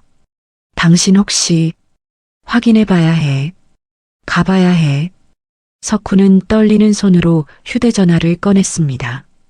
검색창에 한빛 보육원을 쳤어요. 지금 전화하는 거예요? 응. 내일. 내일 당장 가야 해. 석훈은 번호를 눌렀습니다. 신호음이 울렸어요. 혜경은 남편 옆에서 숨죽이며 기다렸습니다. 그렇게 두 사람은 뜬 눈으로 밤을 지새웠어요. 날이 밝고 보육원 상담실 문이 열렸습니다. 어서 오세요. 원장 최민정입니다. 60대 중반쯤 되어 보이는 여자가 일어나 인사했어요. 석훈과 혜경은 떨리는 다리로 들어가 자리에 앉았습니다. 어제 전화 주신 강석훈 판사님 맞으시죠? 네, 맞습니다. 사정은 대충 들었습니다. 20년 전 잃어버린 딸을 찾고 계신다고. 원장의 표정이 진지해졌어요. 책상 위에는 낡은 서류철이 놓여 있었습니다. 먼지가 앉아 있고 모서리가 해진 오래된 파일이었어요. 밤새 기록을 찾아봤습니다. 원장은 서류철을 펼쳤습니다. 20년 전 3월에 들어온 아이 기록입니다. 혜경이 남편의 손을 꽉 잡았어요. 발견 날짜가. 원장이 서류를 읽다가 잠시 멈췄습니다. 그리고 조심스럽게 두 사람을 봤어요. 3월 7일 새벽 5시경입니다. 혜경의 손에서 핸드백이 떨어졌습니다. 3월 7일 석훈의 목소리가 떨렸어요. 그날은 소윤이가 사라진 바로 그 다음 날이었습니다. 맞습니다. 보육원 근처 한 골목에서 저희 직원이 발견했었죠. 당시 아이는 3살쯤으로 추정됐고 심하게 놀란 상태였습니다. 말도 거의 못했고요. 원장은 계속 서류를 읽었습니다. 바로 경찰에 신고했습니다만 원장이 안타까운 표정을 지었어요. 당시 경찰이 실종신고 목록과 대조했는데 옷차림이 완전히 달라서 연결을 못한 거죠. 분홍 원피스를 찾는데 회색 누더기 차림이었으니. 회색 누더기요? 혜경이 떨리는 목소리로 물었습니다. 원장은 잠시 망설이더니 입을 열었어요. 네, 그게 이상했습니다. 발견 당시 아이가 입고 있던 옷이 너무 낡았었죠. 거의 누더기 수준이었어요. 때도 잔뜩 묻어 있었고. 석훈과 혜경은 숨을 죽였습니다. 그런데 원장이 서류철에서 작은 사진 한 장을 꺼냈어요. 신발만 새 것이었습니다. 사진에는 작은 하얀 구두가 찍혀 있었어요. 그 순간 혜경이 의자에서 벌떡 일어섰습니다. 얼굴이 새하얗게 질렸고 손이 입으로 올라갔어요. 저게 말이 나오지 않았습니다. 숨이 막혔어요. 석훈도 사진을 보는 순간 온몸이 얼어붙었습니다. 하얀 구두, 작은 리본이 달린 하얀 구두, 새 신발. 그날 백화점에서 혜경의 입에서 떨리는 목소리가 흘러나왔어요. 소윤이한테 사준. 더 이상 말을 잇지 못하고 주저앉았습니다. 석훈이 황급히 아내를 부축했어요. 원장은 물을 가져다 주며 조심스럽게 말했습니다. 당시 저희도 이상하게 생각했습니다. 왜 옷은 헤어져 있었는데 신발만 멀쩡했는지. 석훈의 머릿속이 빠르게 돌아갔습니다. 유괴범이 인상착의를 바꾸려고 옷은 갈아입혔는데 신발은 미처 생각 못했구나. 석훈은 이를 악물었어요. 그리고 단 하루 만에 버렸어. 복수가 목적이었으니 아이를 키울 생각은 없었던 거야. 경찰 추적을 피해 급하게 도주하면서 소윤이를 그냥 버리고 달아난 거야. 여보. 혜경이 떨리는 손으로 남편의 팔을 잡았어요. 옷을 갈아입힌 거야. 경찰이 못 찾게 일부러. 두 사람의 눈에서 눈물이 흘러내렸습니다. 그래서 우리 소윤이를 못 찾은 거구나. 혜경이 흐느꼈어요. 원장은 잠시 침묵하다가 말을 이었습니다. 아이는 자기 이름도 부모님도 기억하지 못했습니다. 그래서 저희가 새 이름을 지어줬죠. 원장은 서류를 가리켰어요. 이연주. 연꽃처럼 맑고 진주처럼 소중한 아이라는 뜻으로요. 이연주. 석훈은 그 이름을 천천히 되뇌었습니다. 법정에서 불렀던 그 이름. 그 아이는 18살까지 여기서 자랐습니다. 원장이 앨범을 하나 더 꺼냈어요. 퇴소할 때 유일하게 가지고 있던 이 신발을 챙겨줬습니다. 아이가 가진 전부였으니까요. 앨범 속에는 보육원에서 자란 연주의 사진들이 있었어요. 혜경은 사진을 보며 소리 없이 울었습니다. 우리 소윤이가 여기서 이렇게 혼자. 판사님, 사모님. 원장이 조심스럽게 말했습니다. 확실하게 확인하시려면 그 신발을 직접 보셔야 할 것 같습니다. 지금 어디 있나요? 그 아이가. 석훈의 목소리는 떨리고 있었어요. 원장은 두 사람의 절박한 표정을 보며 깊은 한숨을 쉬었습니다. 조심스럽게 접근해 주세요. 그 아이가 놀라지 않게. 원장은 작은 메모지에 주소를 적어 건넸어요. 석훈은 메모지를 받아드는 순간 손이 너무 떨려서 종이가 바닥에 떨어질 뻔했습니다. 서울시 관악구 봉천동.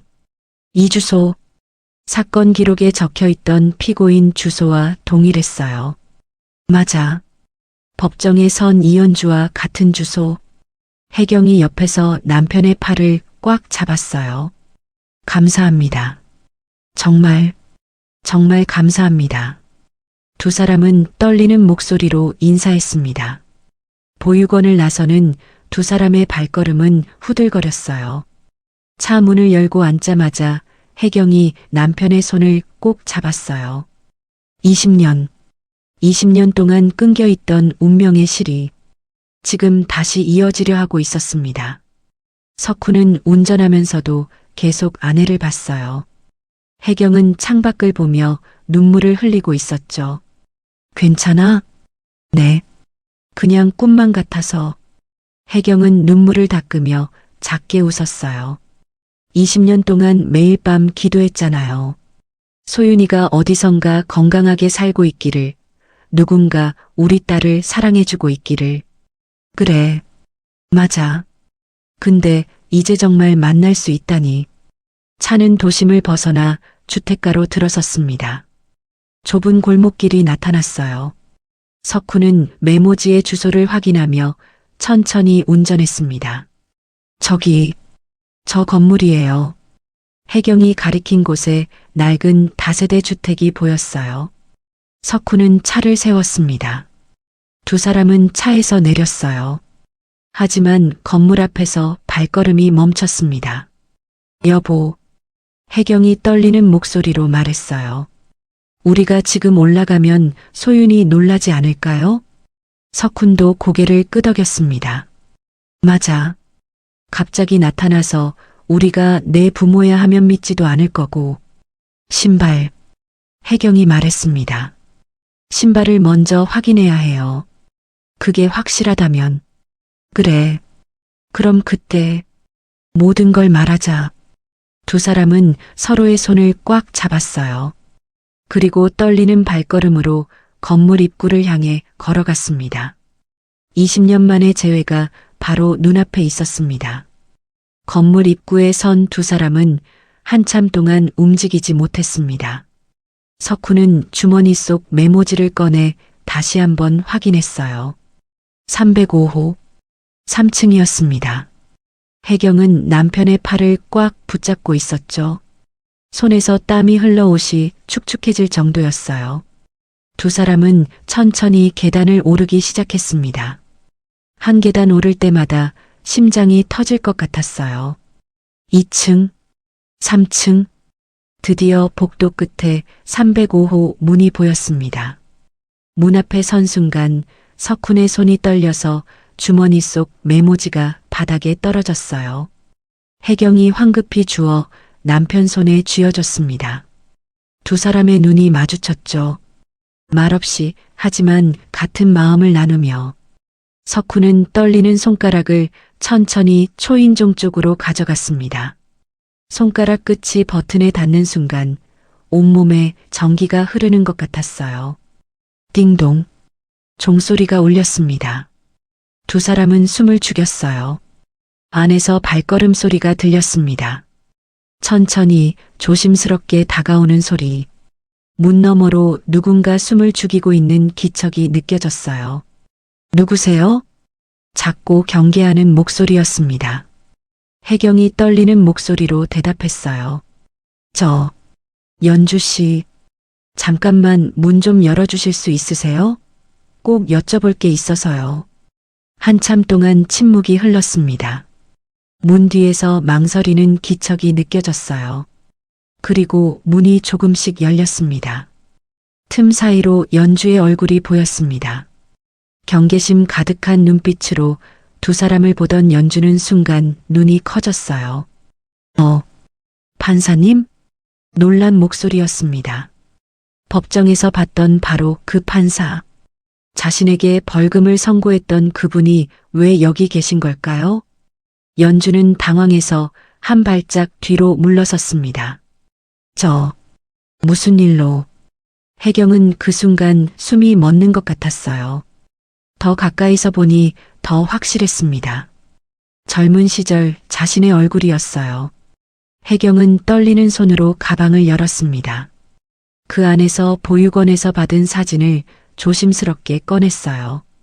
저희가 이상한 부탁을 드리러 왔어요. 혹시 이런 신발 가지고 계신가요?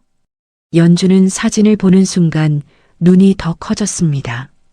크게 숨을 들이쉬었어요. 얼굴이 창백해졌죠. 이게 어떻게? 그 반응만으로도 충분했습니다. 연주는 사진을 뚫어지게 바라보다가 고개를 끄덕였어요. 그리고는 말없이 안으로 들어갔습니다. 석훈과 혜경은 복도에서 서로의 손을 꽉 잡았습니다. 두 사람 모두 호흡이 가빠졌어요. 혜경의 눈에서는 이미 눈물이 흐르고 있었죠. 3분쯤 지났을까요? 문이 다시 열렸습니다. 연주의 손에는 작은 하얀 구두가 들려 있었어요.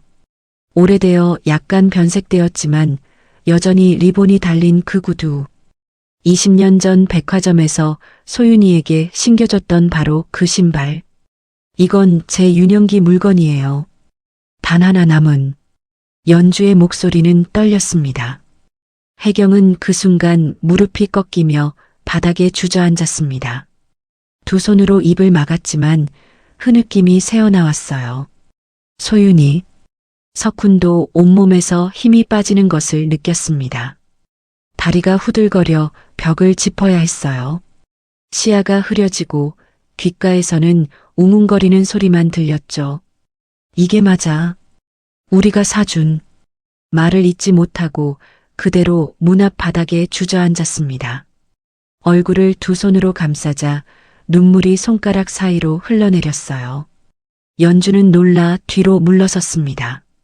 낯선 두 사람이 자신의 집 앞에서 무너져 오는 모습에 당황한 거죠. 혜경이 떨리는 손을 뻗어 연주의 손을 잡았습니다. 내가 우리 딸이야. 목소리는 울음으로 갈라졌어요.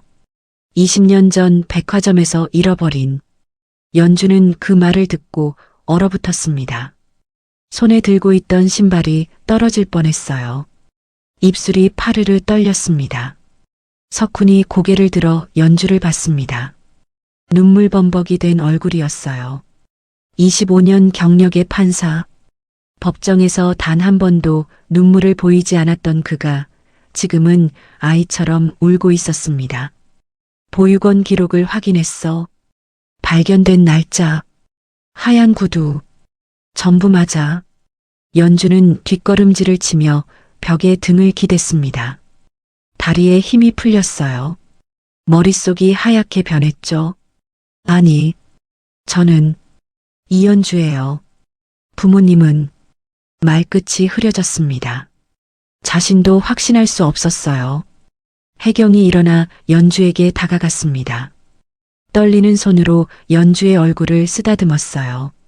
우리가 너를 찾았어. 20년 동안 단 하루도 너를 잊은 적이 없어. 그 손길이 너무 따뜻했습니다. 연주는 평생 느껴보지 못한 온기였어요. 가슴 깊은 곳에서 뭔가 무너져 내리는 것 같았죠. 석훈이 일어나 연주 앞에 섰습니다. 키가 훨씬 큰 그였지만 지금은 고개를 깊이 숙이고 있었어요. 미안해. 아버지가 너무 늦게 왔다. 목이 메어 말을 잇지 못했습니다. 내가 너를 지키지 못했어. 내가 널 법정에 세웠어. 죄인으로 만들었어. 석훈의 얼굴이 일그러졌어요. 내가 죄인이야. 그 말에 연주가 고개를 세게 저으며 석훈의 손을 꽉 잡았습니다. 아니에요. 판사님은 법대로 하신 거잖아요. 연주의 목소리도 떨렸어요. 잘못한 건 저예요. 저는 정말 괜찮아요. 석훈이 연주를 껴안았습니다. 25년 경력의 판사가 아이처럼 울었어요. 내가 그런 일을 하지 않아도 되게 지켜줬어야 했는데. 석훈의 울음은 억눌러왔던 20년의 절망이 터져나오는 것 같았습니다. 어깨가 들썩이고 온몸이 떨렸어요. 연주의 눈에서도 눈물이 흘러내렸습니다. 가슴이 미어지는 것 같았어요. 평생 궁금했던 것.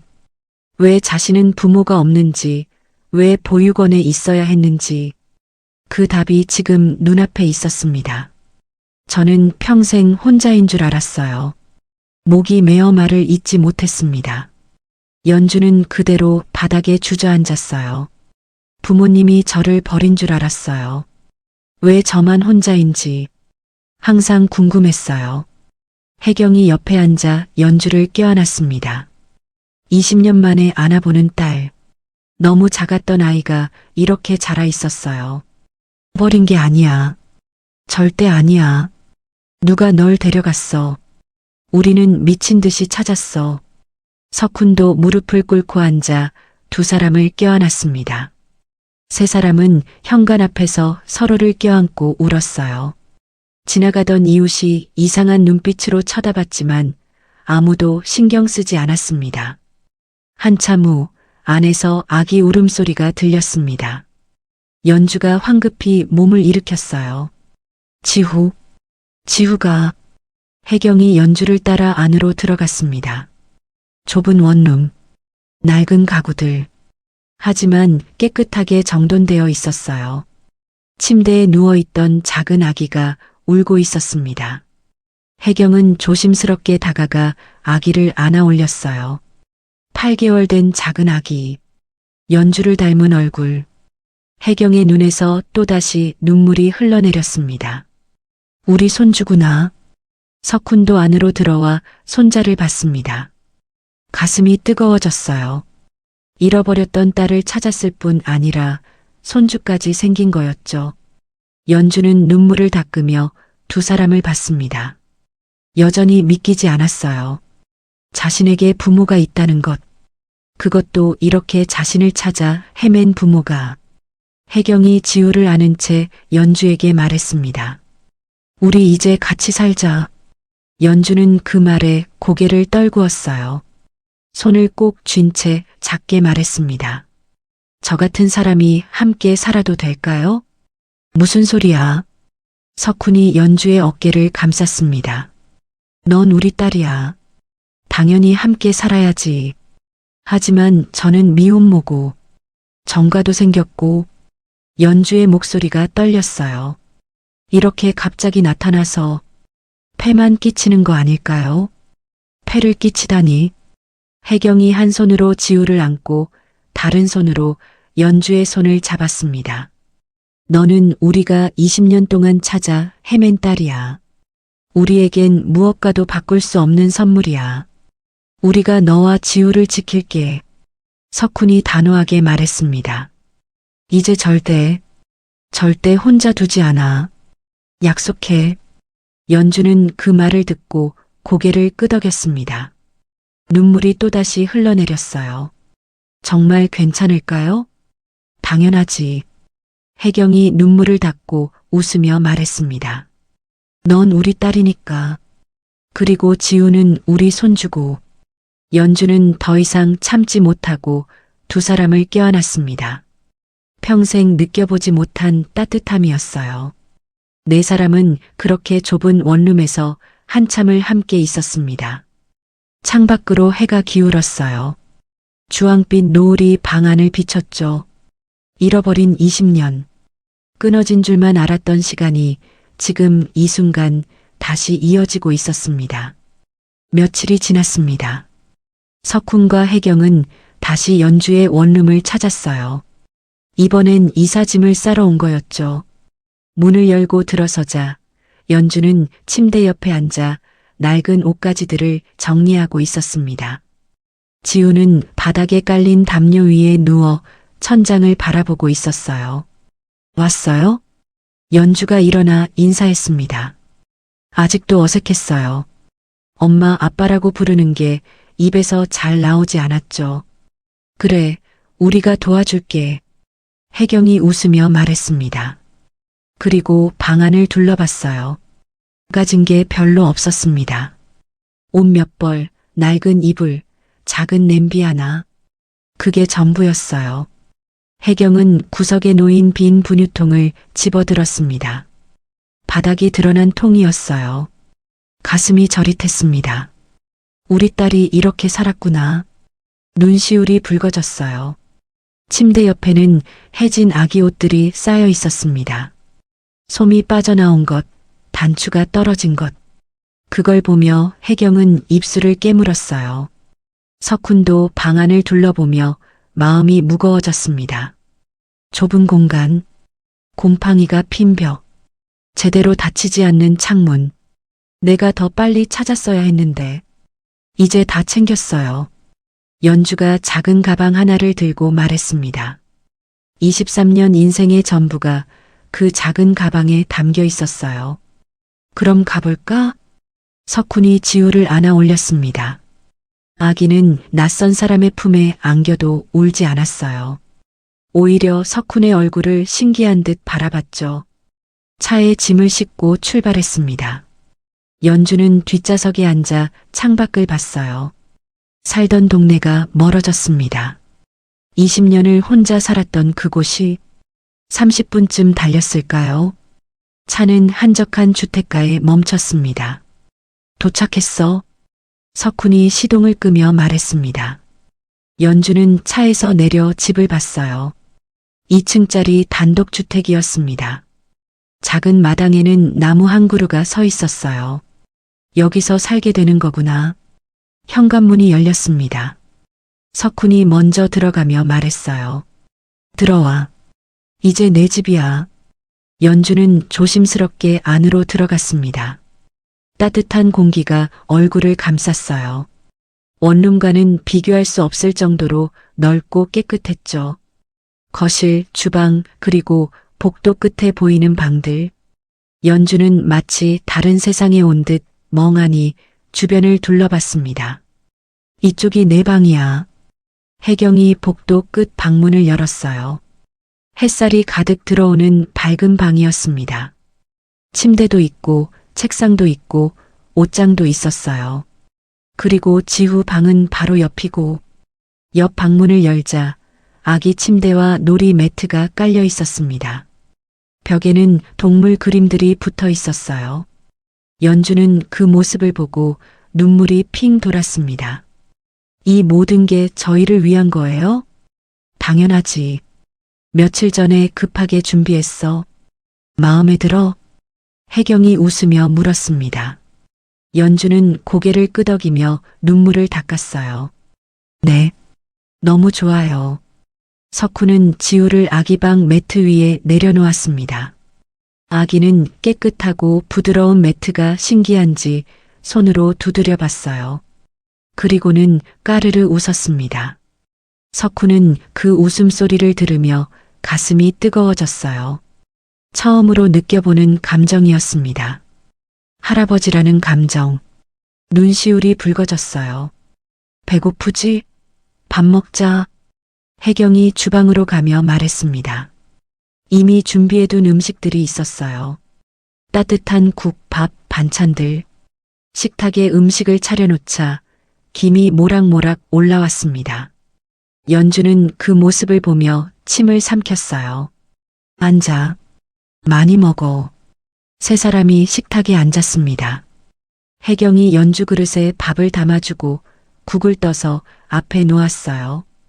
이제 이런 건 매일 먹을 수 있어. 연주는 숟가락을 들어 국을 한 모금 마셨습니다. 따뜻한 국물이 목을 타고 내려갔어요. 이 맛. 연주의 눈에서 눈물이 흘러내렸습니다. 태어나서 처음 먹어보는 느낌이에요. 그 말에 혜경의 가슴이 찢어지는 것 같았어요. 석훈도 숟가락을 내려놓았습니다. 미안해. 정말 미안해. 아니에요. 연주가 고개를 저으며 웃었습니다. 이제 이렇게 먹을 수 있잖아요. 행복해요. 세 사람은 조용히 밥을 먹었습니다. 말은 많지 않았지만 마음은 통하고 있었어요. 며칠이 또 지났습니다. 지우의 얼굴에 생기가 돌기 시작했어요.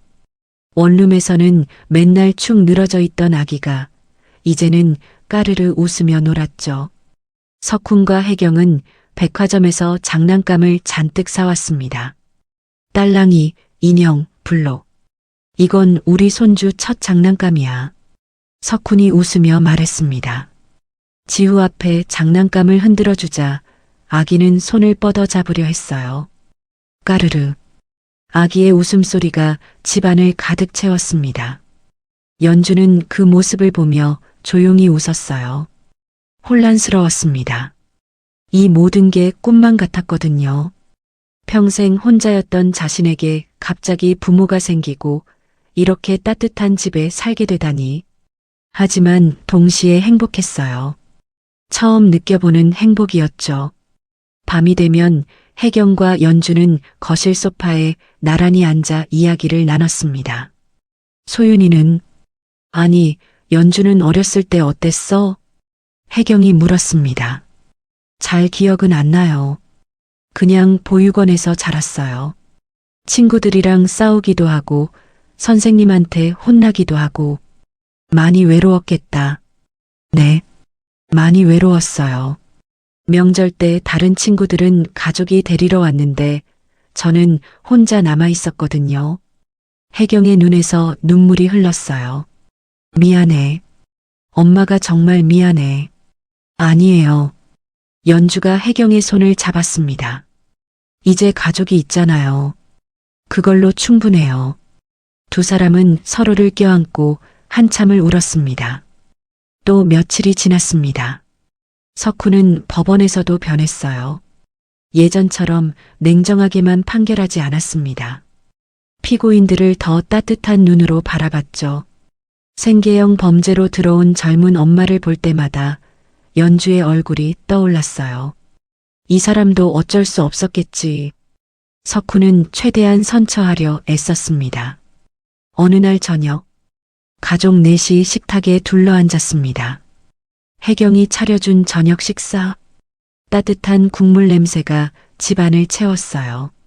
지우는 아기 의자에 앉아 손으로 밥을 집어 먹으려 했습니다. 얼굴에 밥풀이 묻었지만 모두가 웃으며 지켜봤어요. 까르르. 아기가 판사 부부를 보며 웃었습니다. 그리고는 작은 손을 뻗어 석훈의 손을 잡았어요. 석훈은 그 작은 손을 보며 눈시울이 붉어졌습니다. 지난 20년의 상처가 조금씩 치유되는 것 같았어요. 혜경도 마찬가지였습니다. 손주의 웃음소리를 들을 때마다 가슴 한쪽이 따뜻해졌죠. 연주는 식탁을 바라봤습니다. 엄마, 아빠, 그리고 아들. 이 평범한 풍경이 자신에게는 기적 같았어요. 정말 이런 날이 올 거라고 생각 못했어요. 연주가 조용히 말했습니다. 혜경이 연주의 손을 잡았어요. 이제부터가 시작이야. 우리 함께 행복하게 살자. 석훈도 고개를 끄덕이며 두 사람을 봤습니다. 마음속으로 다짐했어요. 우리 가족은 이제 내가 반드시 지킨다. 식탁 위에는 세 사람의 손이 겹쳐져 있었습니다. 할머니, 엄마, 그리고 아기. 세대가 이어진 손길이었죠. 창밖으로 달빛이 들어왔습니다. 고요한 밤, 따뜻한 집, 그리고 함께 있는 가족. 20년. 끊어졌던 시간이 지금 이 순간 조용히 완벽하게 이어졌습니다. 석훈은 딸과 손주를 바라보며 작게 웃었어요.